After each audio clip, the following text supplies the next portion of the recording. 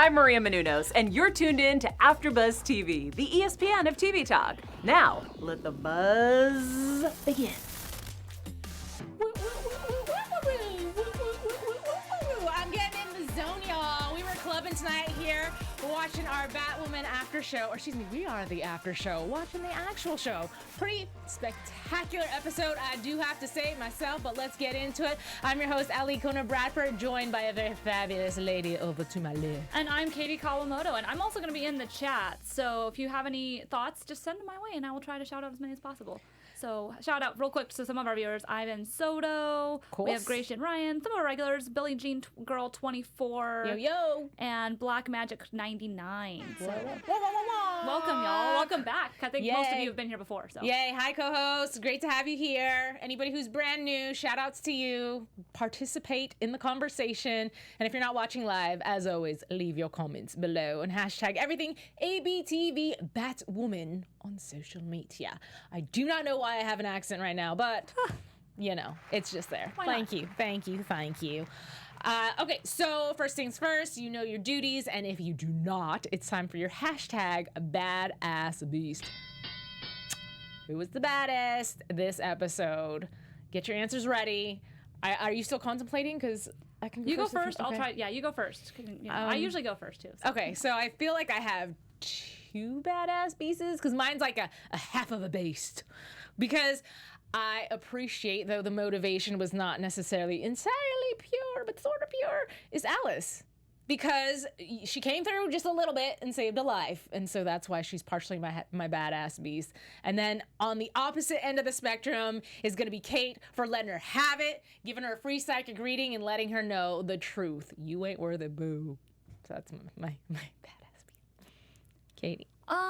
I'm gonna say Kate, just because she did get to say her bit to Alice. Yeah. So we actually got to we're seeing Kate defend herself more, and that's what I'm liking. And so for that, she gets the badass for not holding back what she's feeling in some senses. Like, you know, she's still holding in some, but I like that she's being honest and being like, no, this is exactly why I chose Beth over you. So right. I like that. Just a random side note, you totally match the mic right now with your... Oh my gosh, I do. That's amazing. Good job. Not intentional. Good job. All right, so co-host at home, who's your badass beast? So Ivan said Mary for the same reason that for telling off Mary, okay, good. Alice. Let's see. Gratian said Mary. I like it. That's all I'm seeing right now. Okay. Oh, and then Billie Jean Girl says badass beast is Kate for telling Alice off, and Mary figuring out that Kate is Batwoman. So. Sweet. Yeah, we'll talk about that in just a little bit. But overall thoughts of the show, I'm just going to go ahead and put it out there. I feel like this show is finally finding its stride and its footing. And I think we talked about it before. I know I've mentioned it.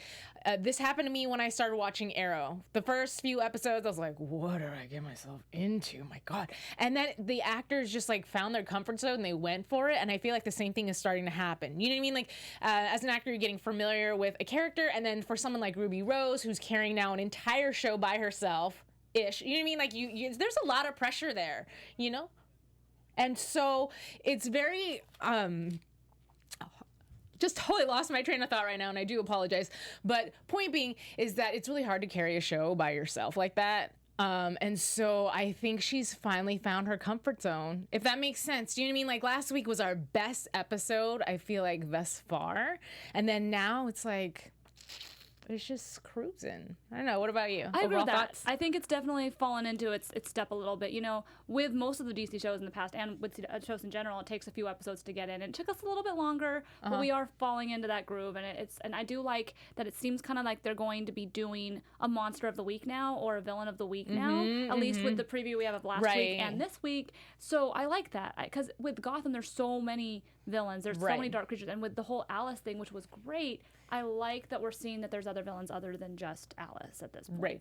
So I feel like it's in a nice spot now. Yeah. This episode started a little slow, but after it felt really? Things, just at the very beginning. But after that, it got into like, it. There's blood being drank, and it's not being done in a very attractive way. I just meant after that part. So there was that part, and then a little bit afterwards where we were falling back into Commander Kane being back. Where I was a little bit talk. Yeah. We'll talk about him. Yeah. But first, what are co-hosts' overall thoughts? Anything general that they're like thrown out at us that we should...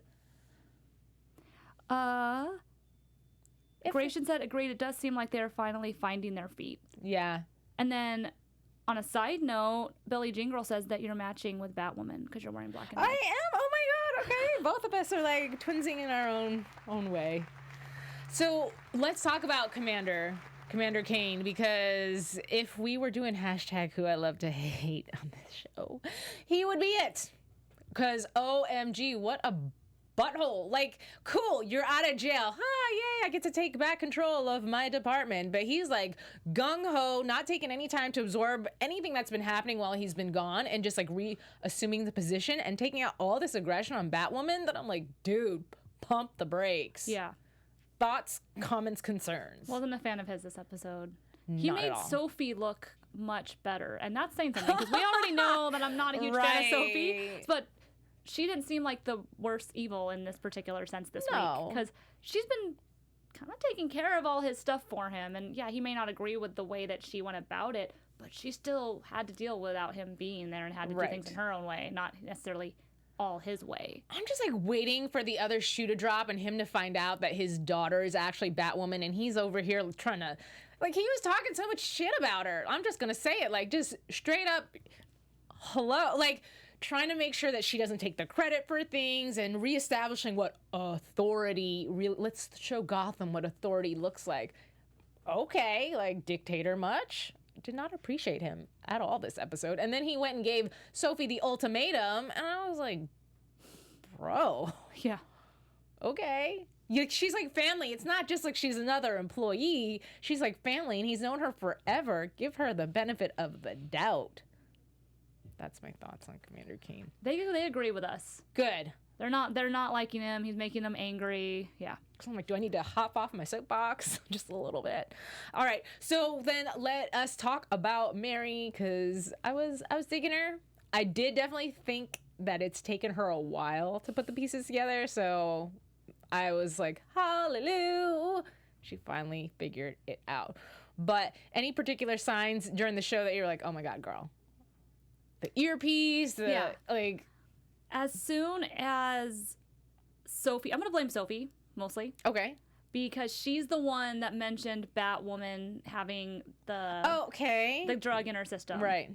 And as soon as she said that, I thought she was going to Me too. put the two and two together. But then she didn't know that that's what Nocturna was using. Yeah, so I think she didn't put the two and two together. So at the end, I was happy that she put the clues together. I was a little mad at Sophie because I'm like, Sophie, again? You're the one who says something to someone and spoil it again. Right. But I'm glad that they didn't have her get told, that she was able to be smart enough to. Right. I will say, though, it was a great mislead in terms of Sophie talking to Ellie and us thinking that Ellie was this vampire chick. And the whole time Ellie was saying, blood. And I was like, girl, quit playing. We know you're the vampire. And she wasn't. Whoops. But either way, I was, the whole time I was watching the seat, I don't know if you felt like this or you felt like this, but I was clenching my fist because I'm like, Mary, what are you doing? You're just like shoving her into the villain's arms, trying to get her to flirt. I was so mad. Either way. I appreciate that and don't all at the same time, because I think that it's great that she's, in her own way, she's Team Sophie, but she's also Team Kate. Mm-hmm. And when it came time to tell Sophie off in the past episodes of like, you did my sister wrong, you hurt her feelings, just so you know. But at the same time, she's able to be unbiased enough to still be friends with Sophie and encourage her to do her own thing and explore her sexuality and find herself. And so for that, I'm like, yay, team. These are my flags. Go Team Mary. I like it. Thanks. So yeah, those are my thoughts on Mary. I don't know if there's anything that you want to pipe in there that caught your attention about this episode. You're like, yes, it's amazing. Right now, I'm not thinking of anything. So okay. I'm sure maybe later on I'll think of something when we mention her in context with something else, if possible, if we do. So right. Yeah. Okay. Well, then let's just creep on over to Alice, because we saw only a hint of her at the beginning of the episode, and then we got to see a little bit more of her towards the end. Were you perplexed at all by her actions? Did you see where she was going with them? Not originally. Well, are we talking about with the mouse thing, or are we talking about with Nocturna? With Nocturna. Okay, yeah, I had no idea like what she meant by that when she was saying I know something better. Basically, like the couture of blood, Yeah. I can give you access to. I didn't know where she was going with that, but the point is, like, I didn't know where she was going with, like, the fact that she saved Mary after all that. I'm like, your brain is a little interesting. Yeah, I get you. I understand that, and I thought it was cool that she'd said something like, I chose me over Mary, basically. And I'm like, cool, you just sold her out to turn around and save her life to try to prove, and you thought that Kate was going to be like, high five. And so, I don't know, but it's cool. It's interesting. Like, it must be so fun to play that character because she's just like layer on layer on layer and so dynamic. Yeah.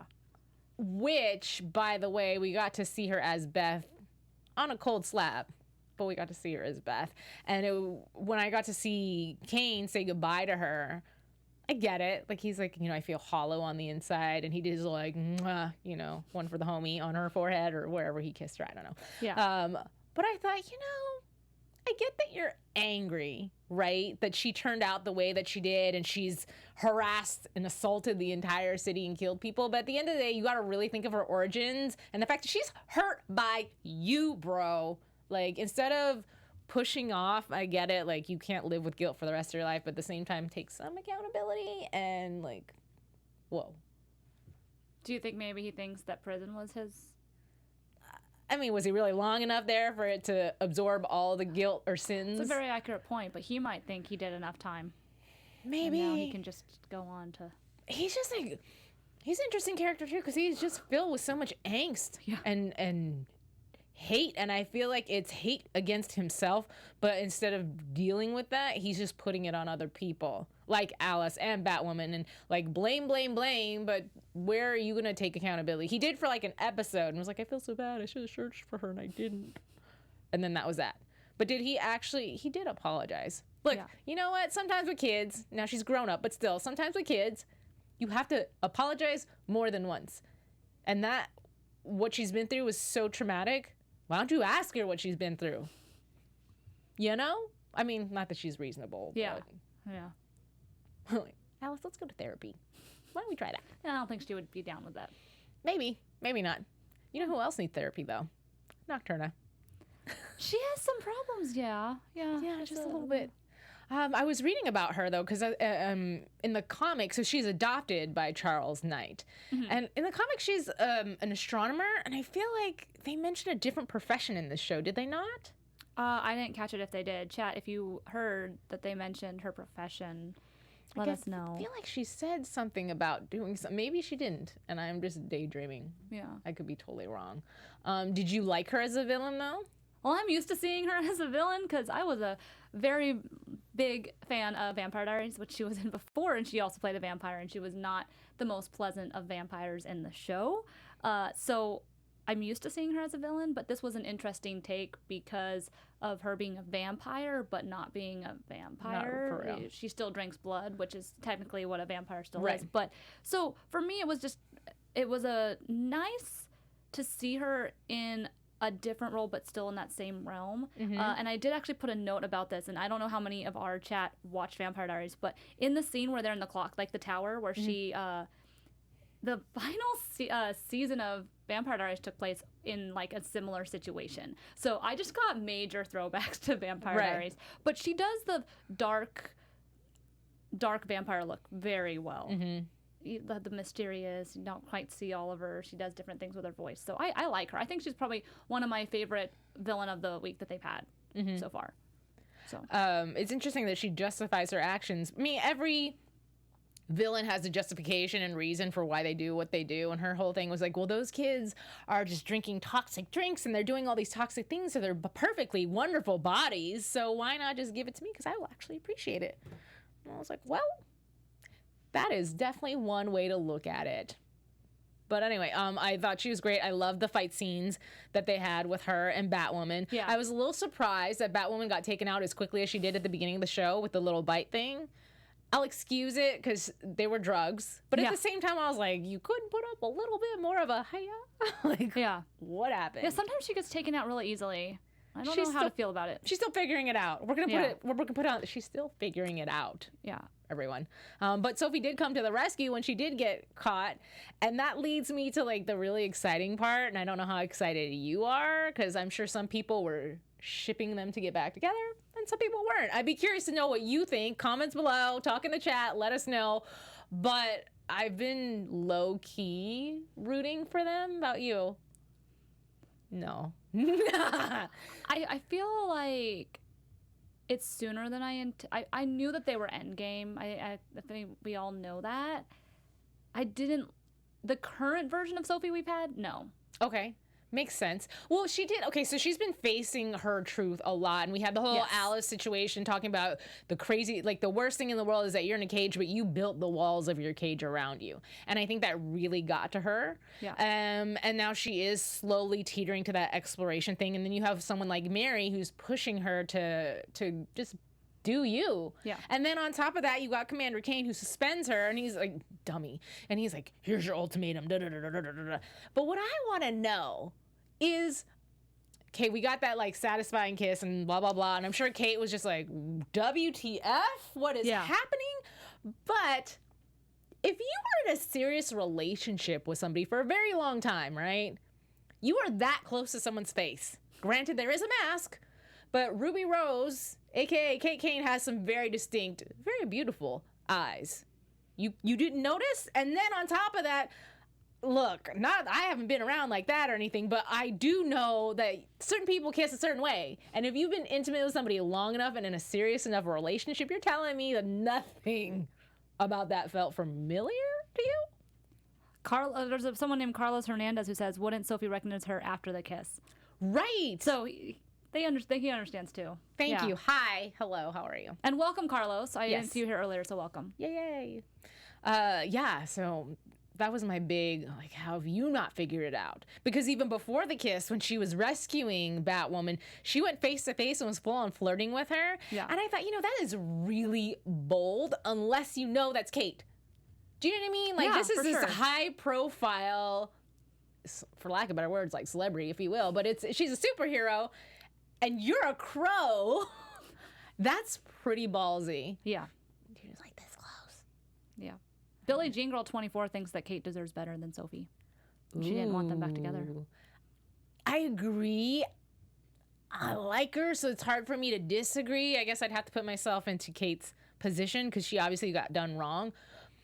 The only reason I'm empathizing is because I understand that Sophie's going through a really tough internal battle. She got a lot of turmoil going on. She hasn't come to terms with who she is. And not everybody can be as confident as Kate, because Kate came from a family that really supported her and who she is and told her to own who she is, whereas Sophie did not. And she lived a life of shame and hiding. And if she wanted her career and her dream job, which she had to have because she came from not the best means in life, she had to live this life of secrecy. So it's like she's still coming to terms with who she is.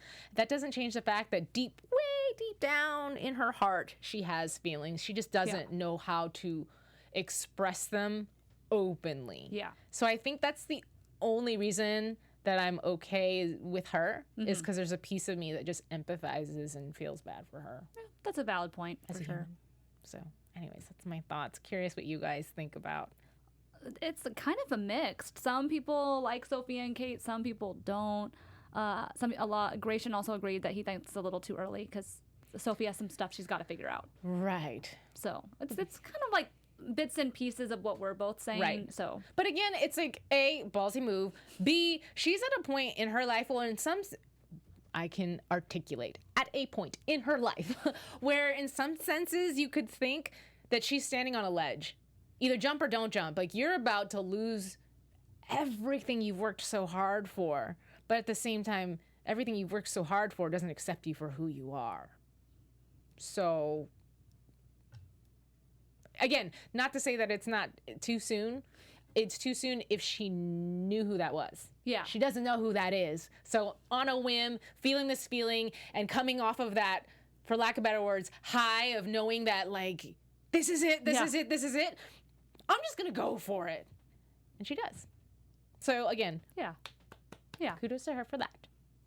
Little small other topics. What do we think, since we're talking about ships? Mary and Mook. I like that ship so much. And I know I've said it before. Someone else mentioned it too. I don't remember who it was, so I'm sorry if I don't remember who it was. But I don't want that to happen soon, because I feel like most of the time you're used to seeing the sexual tension between the main character and someone else. And it's kind of nice to see the sexual tension be between two secondary characters. Right. And so it's kind of refreshing in that sense. So I don't want that to happen like right away. Right.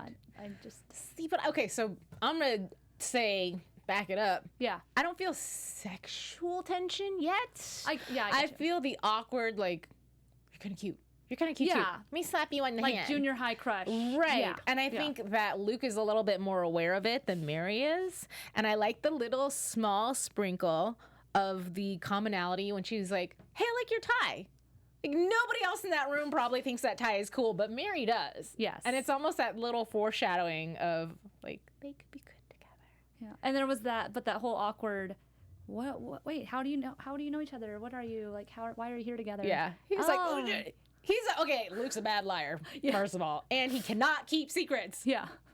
He's like so not aware of his surroundings. Like mid-conversation with somebody, oh, wait, hold on. Yeah, what? Yeah. Let's talk? Like, what?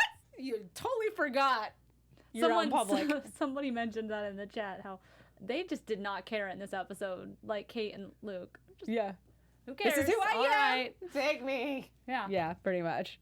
That's okay. It was great. I thought it was great. It needed to happen finally. And Mary needed to be in on it. Like she's such an asset to the team. Just bring her in.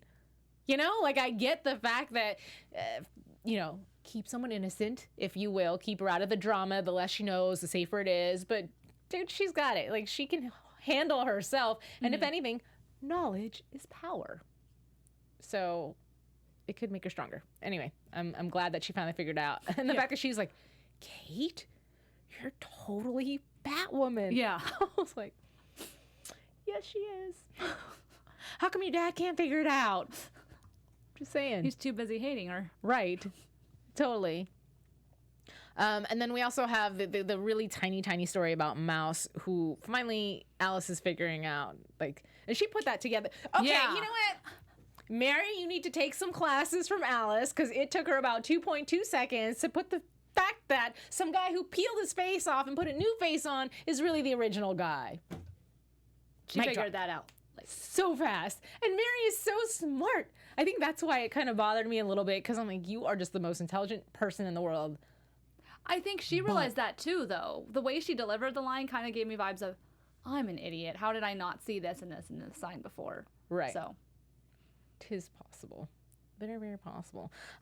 Overall thoughts on, I'd say everything else. I mean, I think we hit all the really strong, important points. If I missed anything, by all means, shove it in the chat, because I may have missed it. While we're doing that, I just want to take a moment to also remind you guys to like, comment, and subscribe on our channel, because we love when you do that. Ding! And find us on iTunes for those of you who are listening. Also, leave comments below. We really appreciate it, because AfterBuzz TV works really hard to provide a lot of content for all of you, so that way there's a little bit of something for everybody. It's like a little buffet of different genres, and it's because of you we are the ESPN of TV talk. So thank you. Look at me with my little Commander Kane kiss. There you go. You're welcome. That should be an intro now. Yeah. So cheesy, so bad. Yeah. So bad. Do not like him. That was me punching him in the face, if you're listening to the podcast. All right, last final thoughts from anybody in the chat. There was, who was it? Someone was saying how they want to see Luke suit up and join her on the field. So now, I would love to see him train to get to the point where he can suit up.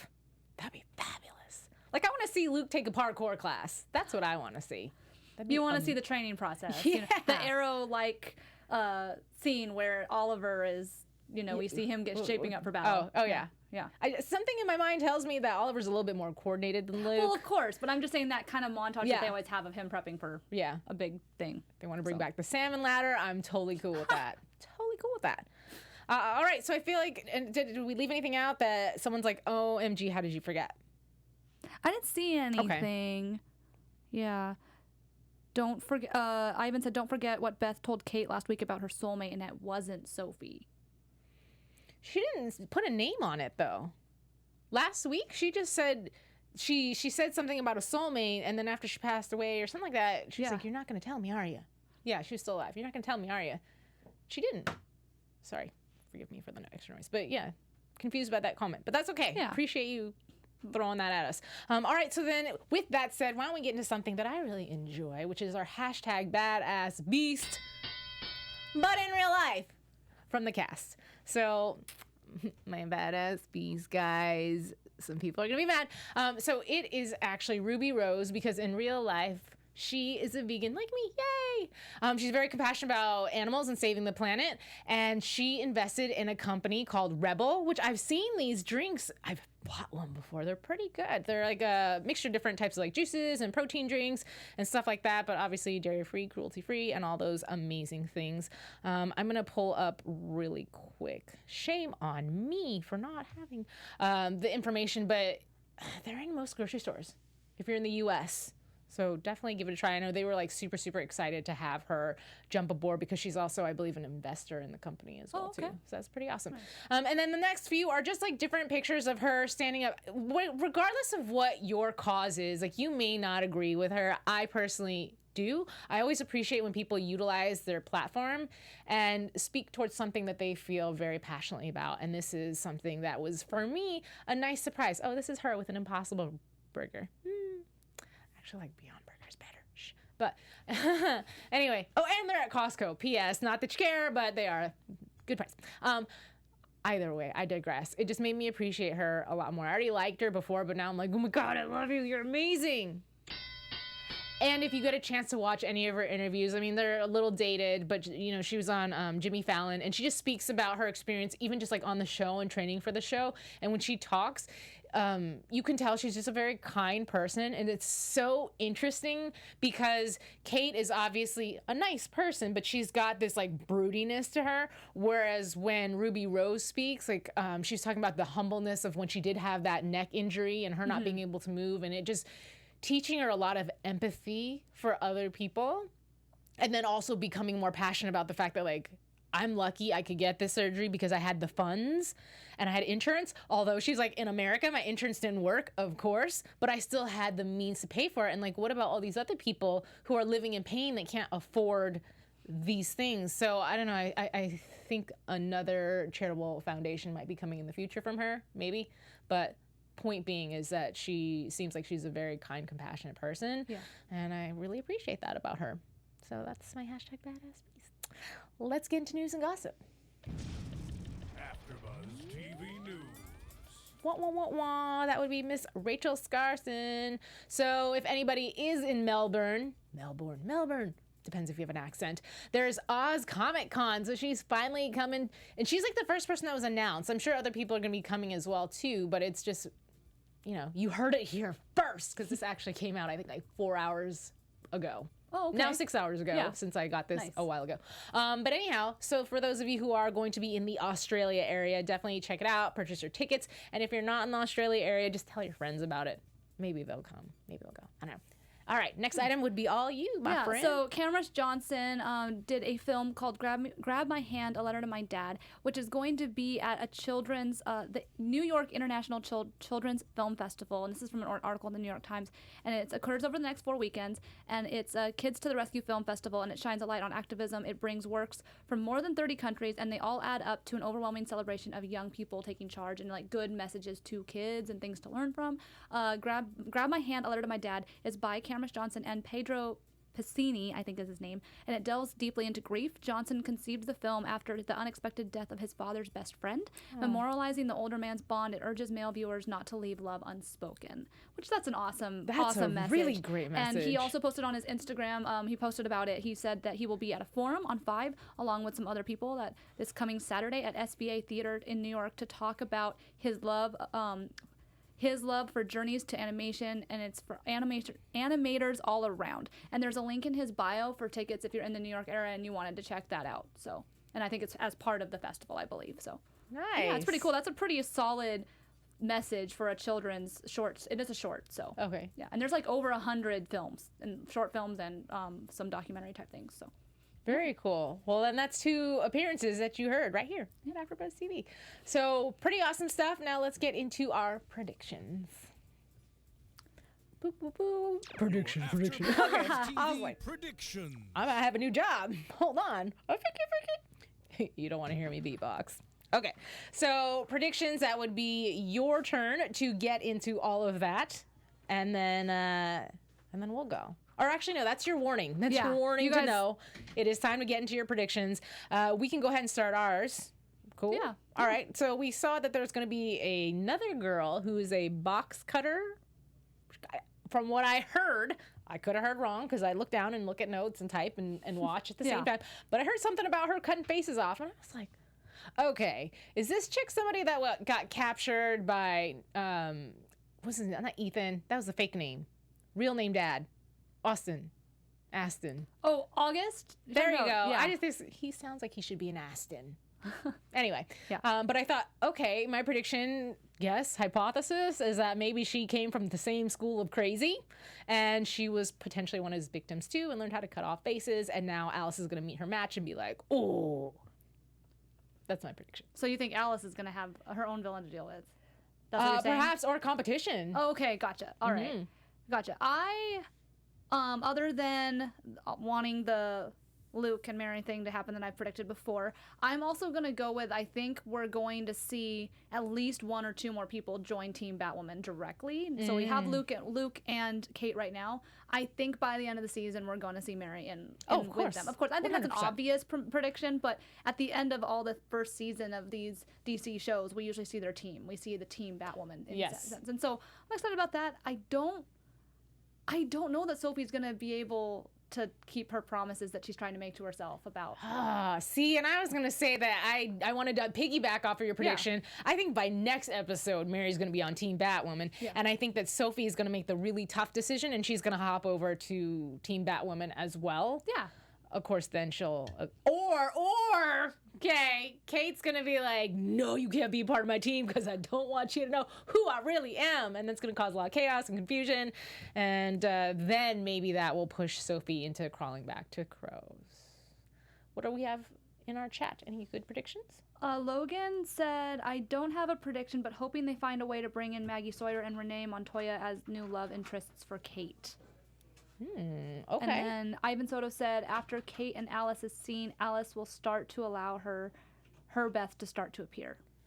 I really hope so. I think it happened for a fraction of a second, and I got really excited. But I think the fact that Kate came in and basically shut her down and was like, she gave her like all the list of the bad things of like why. Basically, you're not worth it. This is my mistake. I should have done this. I did this. That was a mistake. Helped you. Mistake. Peace. And I was like, but you were on the verge of getting your girl back, and you just threw it away. That's how I feel. Okay. Yeah. So those are our predictions. Thank you guys for partaking in all of those. I think that wraps up this episode. So thank you again. We had a lot of fun having a discussion with you. Continue that conversation by finding us on social media. I am generally on Instagram, so find me at yours truly, Ali Kona, with little underscores in between. I'm also on Twitter, but not really. So find me on Instagram. And then follow her. And you can follow me on Twitter and Instagram and TikTok, if that's your thing, at KT_Christine.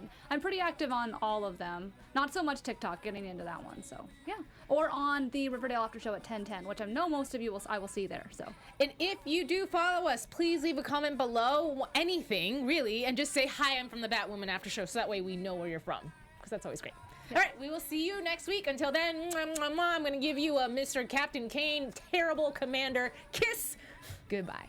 Our founder, Keven Undergaro, and me, Maria Menounos, would like to thank you for tuning in to AfterBuzz TV. Remember, we're not just the first, we're the biggest in the world, and we're the only destination for all your favorite TV shows. Whatever you crave, we've got it. So go to AfterBuzzTV.com and check out our lineup. Buzz you later. The views expressed herein are those of the hosts only and do not necessarily reflect the views of AfterBuzz TV or its owners or principals.